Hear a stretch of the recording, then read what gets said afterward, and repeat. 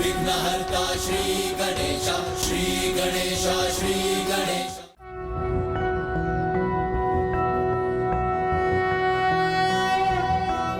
एकदन्तं महाकायं तप्तकाञ्चनं सन्निभं लम्बोदरं विशालाक्षं वन्देऽहं गणेशं। हे विघ्नहर्ता, हे प्रथम पूज्य गणेश, आप ही की कृपा से आज मैं अपना कार्य संपन्न करने में सक्षम हुआ, जिससे मैं सभी देवताओं के अस्त्र अपने भीतर समाहित कर उन्हें सुरक्षित कर सका।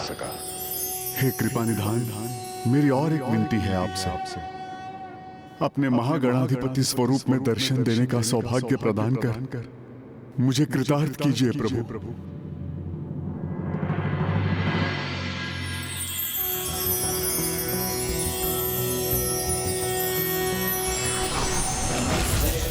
रूपाय विष्णुरूपाय ते नमः। नमस्ते रुद्ररूपाय करिरूपाय ते नमः। विश्वरूप स्वरूपाय नमस्ते ब्रह्मचारिणे।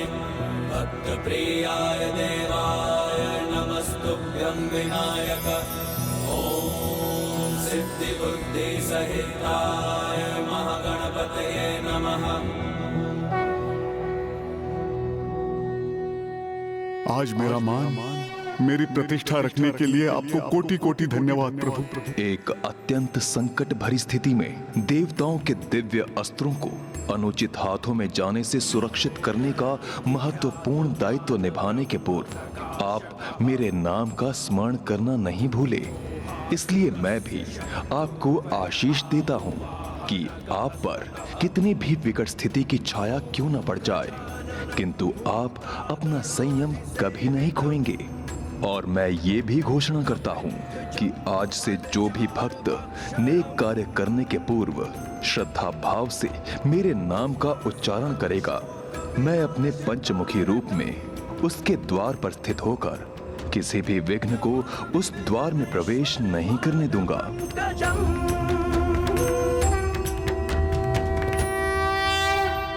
हाँ लंकेश, पार प्रसन्नता है कि मेरे पंचमुखी स्वरूप को ऐसे महान ऋषि का सहायक बनने का सौभाग्य प्राप्त हुआ। इसमें सौभाग्य तो जगत का ही था।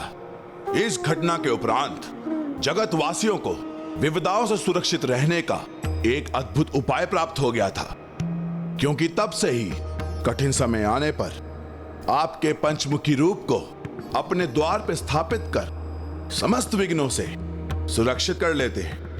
कठिन समय में यदि कोई अपनी शांति और संयम बनाए रखे तो उसके विघ्न तो स्वतः ही दूर हो जाते हैं। किंतु इंद्रदेव ऐसा कहां कर सके, इसलिए अब उनके विघ्न भी बढ़ने वाले थे। ऋषि दधीची ने उन्हें गुरु बृहस्पति के समक्ष भेजकर उनसे क्षमा याचना कर क्रोध शांत करने भेजा था, किंतु शनि दृष्टि के प्रकोप के कारण देवराज इंद्र ने उन्हें एक भूल कर दी।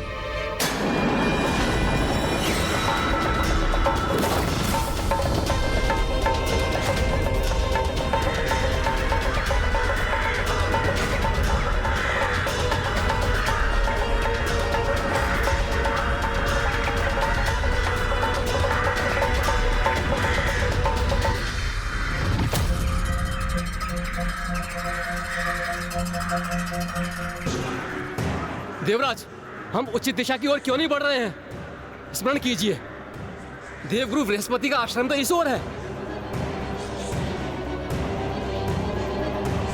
इंद्रदेव, आपको आपके वचन के अनुसार देवगुरु बृहस्पति जी का क्रोध शांत कर उनसे क्षमा मांगकर उन्हें वापस लौटाना है। मैंने ये वचन दिया था कि देवगुरु के पद को कभी रिक्त नहीं रहने दूंगा, किंतु उसका अर्थ यह नहीं था कि उस स्थान पर गुरु बृहस्पति पुनः स्थित होंगे। मेरे विचार से ऋषि विश्वरूप ही देवगुरु पद के लिए सर्वथा योग्य है।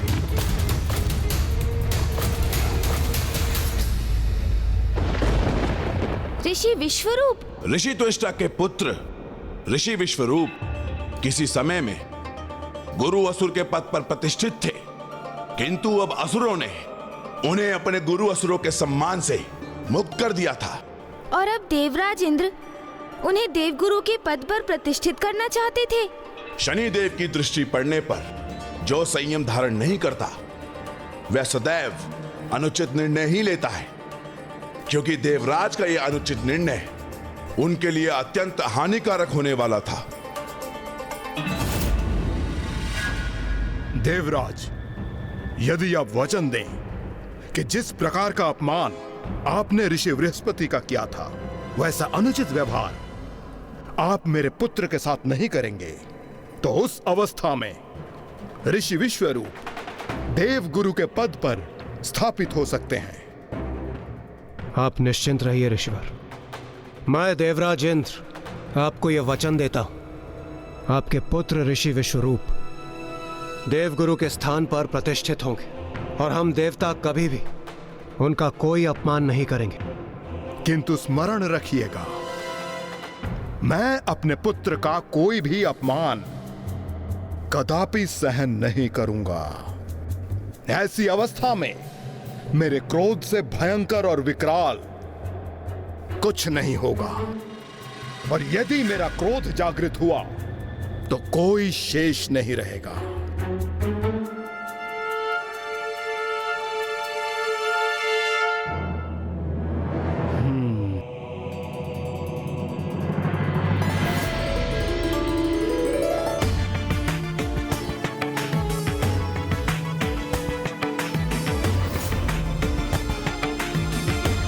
प्रणाम गुरुवर।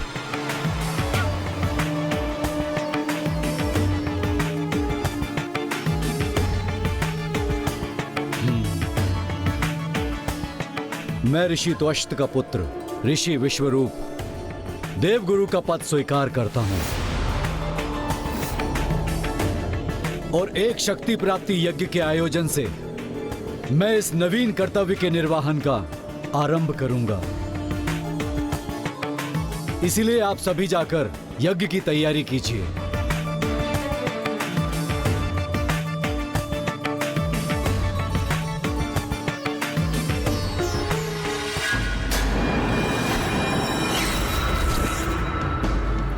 मैं गुरु इनका बनूंगा और लाभ असुरों का होगा।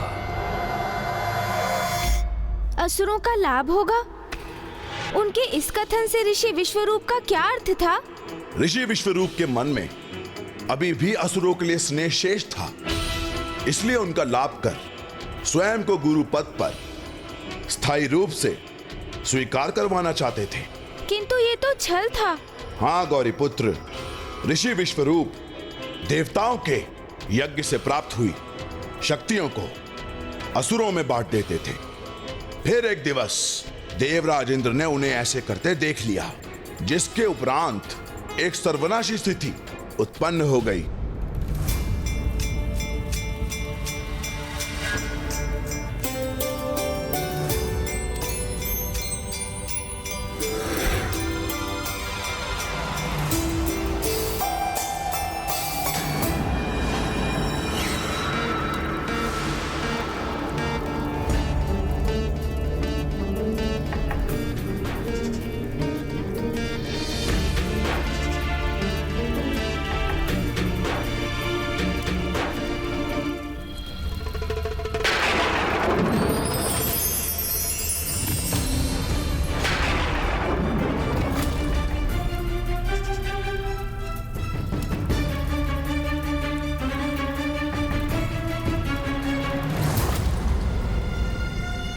ये गुरुदेव इस यज्ञ कलश को लेकर कहाँ जा रहे हैं? मुझे स्वयं जाकर देखना चाहिए।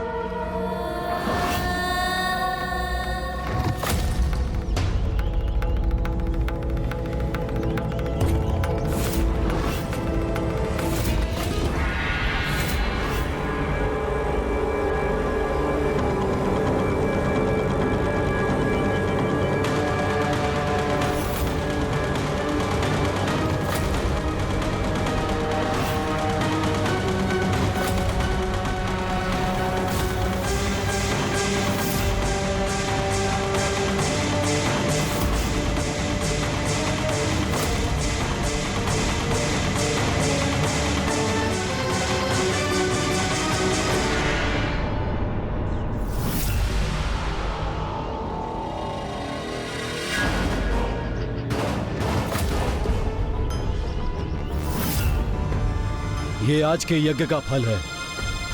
इसे ले जाओ और शक्तिशाली असुरों में बांट दो।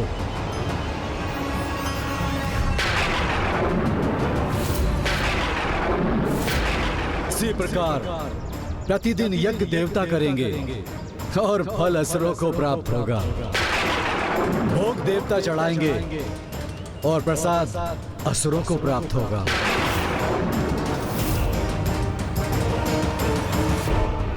जाओ।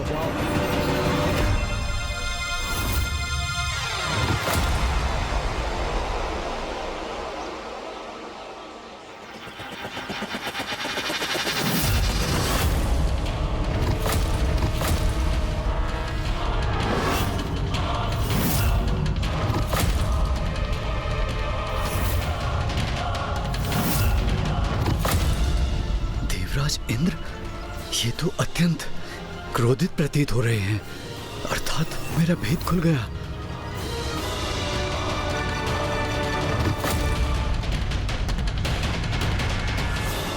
देवराज, आपने छल किया है ऋषिवर। देवराज इंद्र के साथ छल किया है आपने। इसका उचित दंड आपको अवश्य प्राप्त होगा।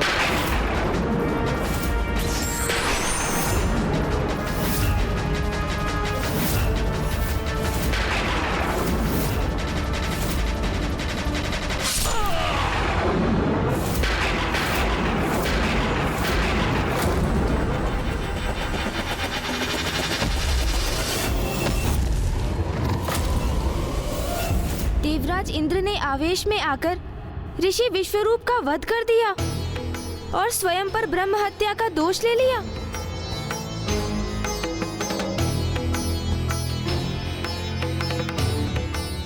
और वहीं दूसरी ओर ऋषि त्वष्टा ने आक्रोश में आकर अपना नियंत्रण ही खो दिया था। इंद्रदेव द्वारा उनकी पुत्र की हत्या जो हुई थी, तो अपने पुत्र का वध का प्रतिशोध लेने के लिए उन्होंने अपनी क्रोधाग्नि से एक भयानक पुत्र को जन्म दिया।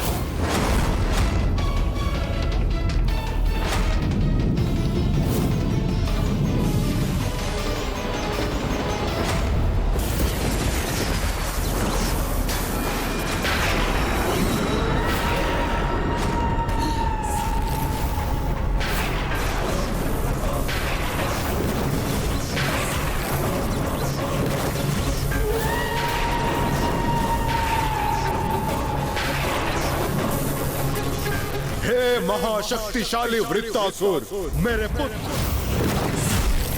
जाओ जाकर देवराज इंद्र का विनाश करो, और जब तक वो तुम्हारे समक्ष उपस्थित ना हो, इस संसार में अपनी विनाश लीला का आतंक स्थापित कर दो। जो आज्ञा पिताश्री।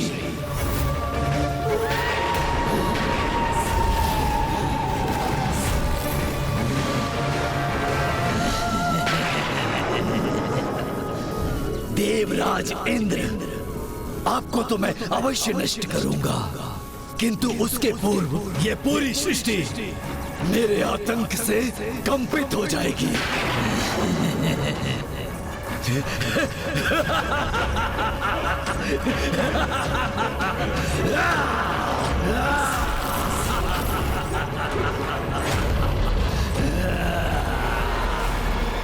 वृत्तासुर का जन्म तो देवराज इंद्र के अंत के लिए हुआ था, किंतु वो ऋषि दधीची के अंत का कारण बने। ऋषि दधीची का अंत?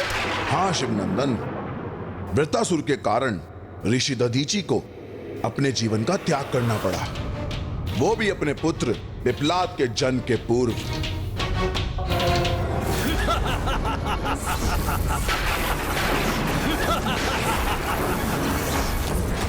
तो मुझे बताइए लंकेश, फिर आगे क्या हुआ? क्या ऋषि दधीची को भी ये ज्ञात हो गया था कि वो भयंकर असुर वृत्रासुर उनकी मृत्यु का कारण बनने वाला है? नहीं शिवनंदन, अभी तक ऐसा नहीं हुआ था।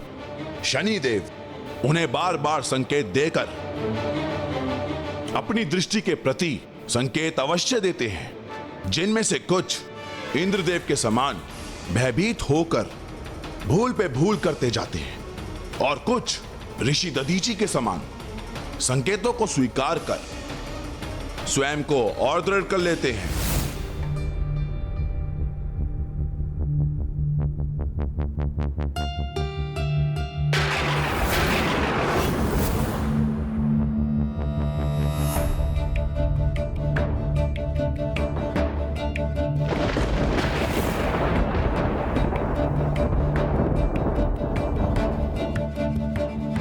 सावधान रहिएगा ऋषवर, मेरी दृष्टि तो अभी तक आप पर ही टिकी है, पीछा कर रही है आपका।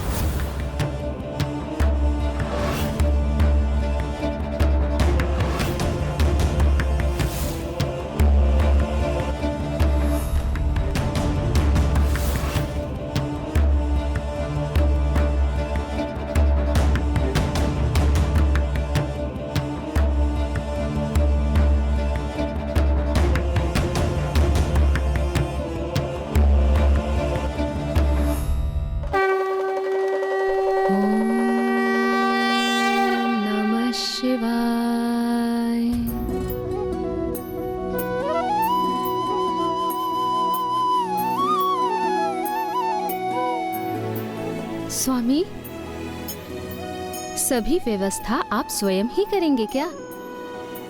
आश्रम को सज्जित करने का कार्य तो आप अपने शिष्यों से भी करवा सकते हैं। देवी, 2-1 दिवसों में स्वयं प्रभु महादेव हमारी संतान बनकर शिशु रूप में हमारे गृह में पधारने वाले हैं। इसलिए उनके सम्मान में अपने गृह को सज्जित करने का सौभाग्य तो मैं स्वयं प्राप्त करूंगा।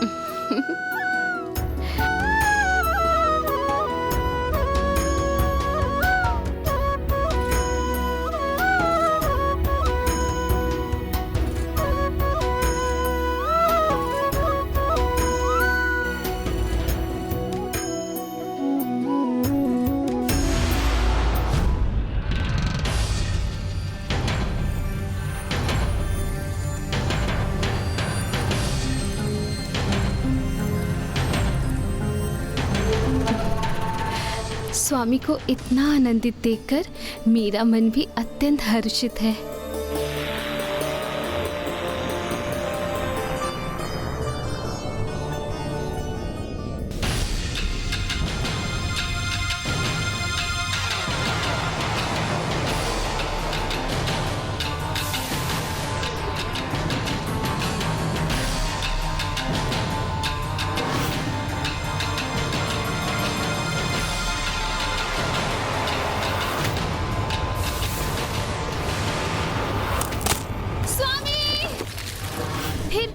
फिर क्या हुआ लंकेश?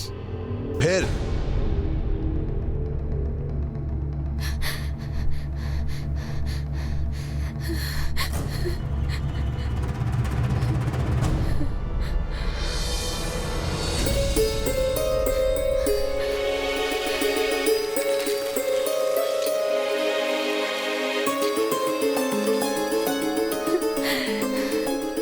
स्वामी, आप कुशल तो है?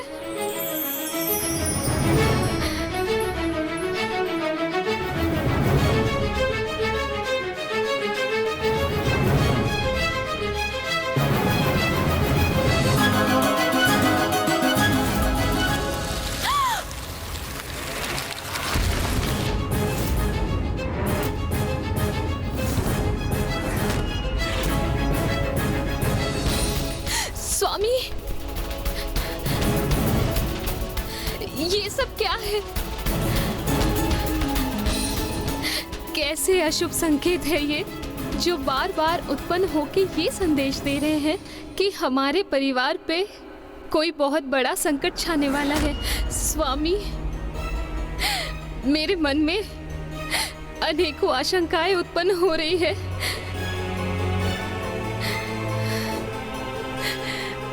भावी संकटों के संकेत पाकर उनके प्रति सचेत रहना तो सर्वथा उचित है देवी, किंतु उनसे भयभीत होना उचित नहीं है।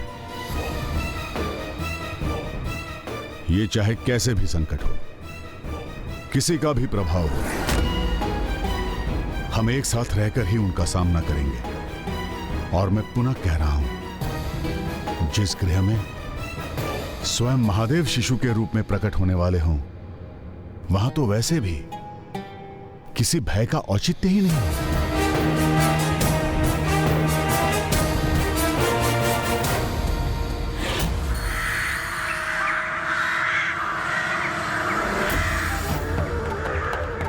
मैं किसी भी अवस्था में अपना संतुलन खो बैठूं, यह असंभव है। अपनी कथनी को करनी में बदलना अत्यंत कठिन होता है ऋषिवर।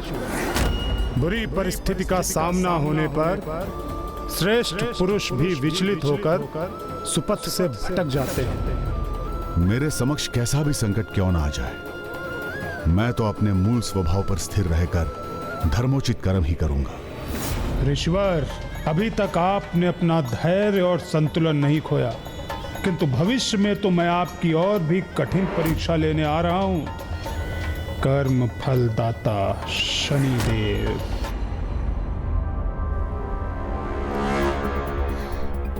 ऋषि दधीचि के समक्ष आने वाले प्रत्येक संकटों का सामना करने के लिए तत्पर थे, पर उन्हें ज्ञात नहीं था कि वह संकट किस रूप में आने वाला है। और उधर देवराज इंद्र भी वृत्तासुर के लिए तैयार नहीं थे, जो स्वर्गलोक पे महासंकट बन के छाया हुआ था। वृत्तासुर ने देवराज इंद्र को अपने समक्ष आने की चुनौती दी थी।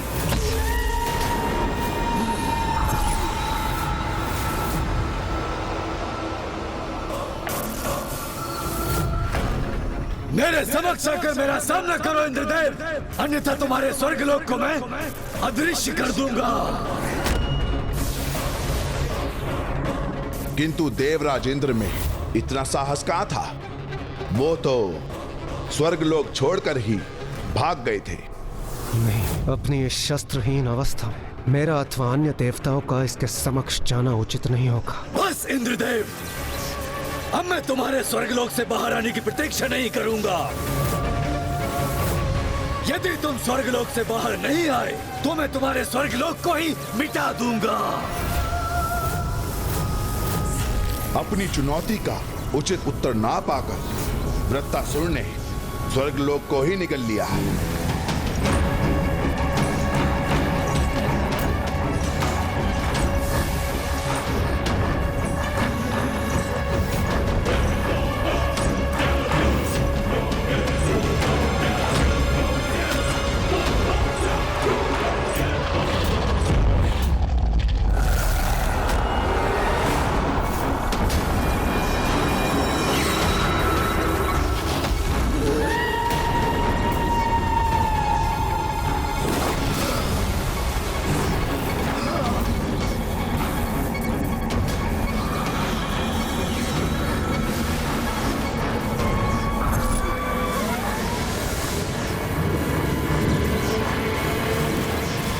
ब्रह्मांड के किसी भी स्थान पर क्यों न छुप जाओ इंद्रदेव, तुम्हें मुझसे कोई भी सुरक्षित नहीं बचा सकता, क्योंकि जिस प्रकार मैंने स्वर्गलोक को निगला है उसी प्रकार मैं पूरे ब्रह्मांड को निगल जाऊंगा। कुछ भी शेष नहीं बचेगा।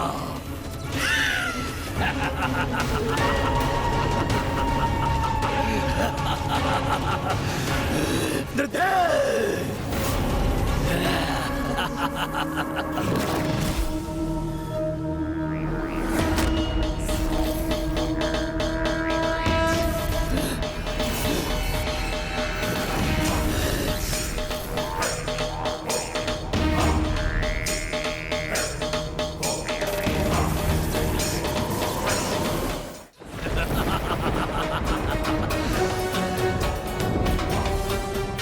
आप मेरी दृष्टि से छिप नहीं सकते। मेरी दृष्टि सभी के लिए समान है, इसके प्रभाव से कोई नहीं बच सकता।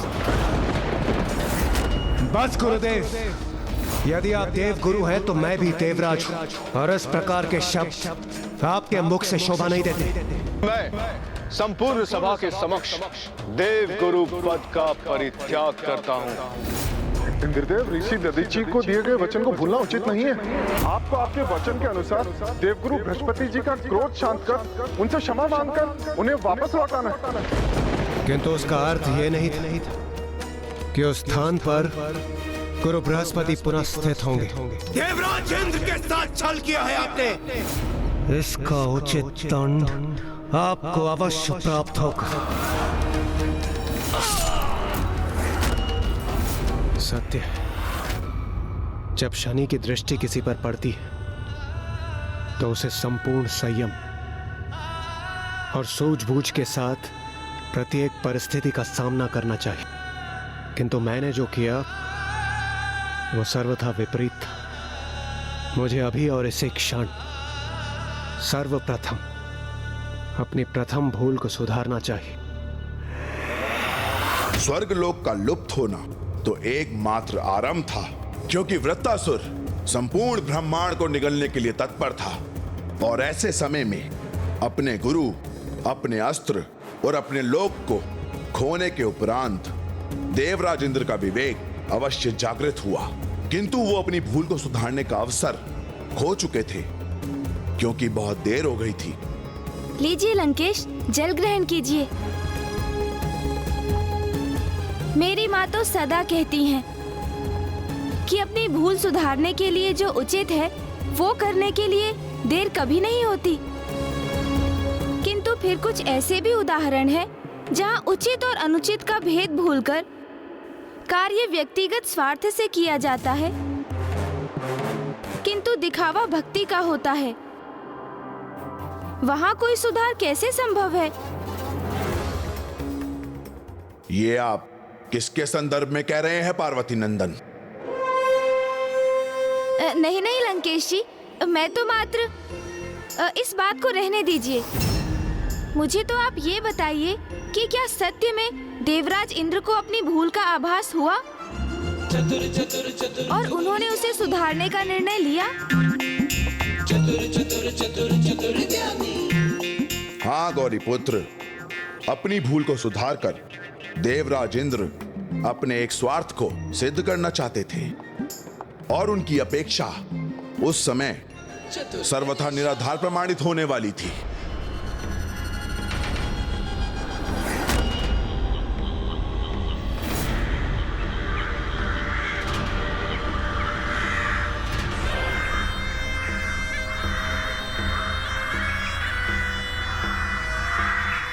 शनिदेव की दृष्टि तो अब भी मेरा पीछा कर रही है। मुझे उनसे विनती करनी चाहिए कि वो मुझे अपनी दृष्टि के प्रकोप से मुक्त कर दें।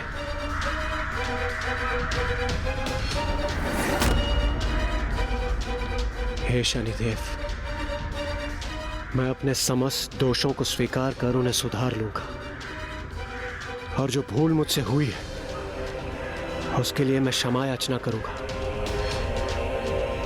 और मैं आशा करता हूं मेरे ऐसा करने से मुझ पर पड़ी आपकी दृष्टि का प्रकोप क्षीण पड़ जाएगा।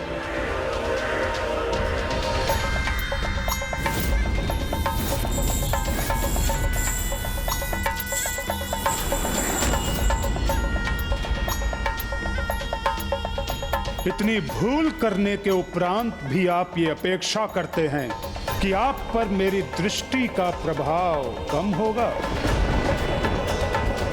नहीं इंद्रदेव, ऐसा कदापि नहीं होगा। मैं आप पर अपनी दृष्टि का प्रभाव कम नहीं करूंगा।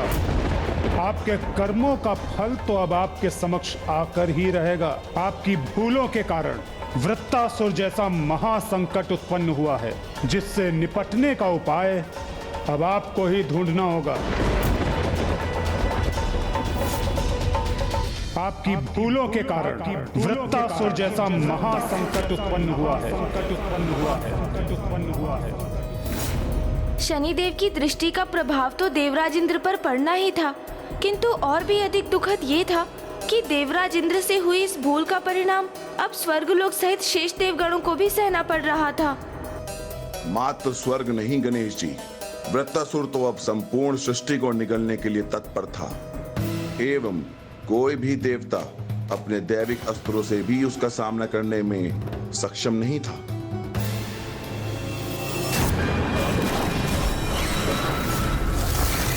वृत्तासुर एक ऐसा संकट बनकर सामने आया जिससे संपूर्ण सृष्टि पर ही संकट आ खड़ा हुआ। पूर्व में उसने मात्र स्वर्ग को ही अपने धूम्र में निगला था, अब वो संपूर्ण सृष्टि को अपने धूम्र में निगल रहा था, और यही बनने जा रहा था स्वयं ऋषि दधीची के लिए भी। एक महासंकट।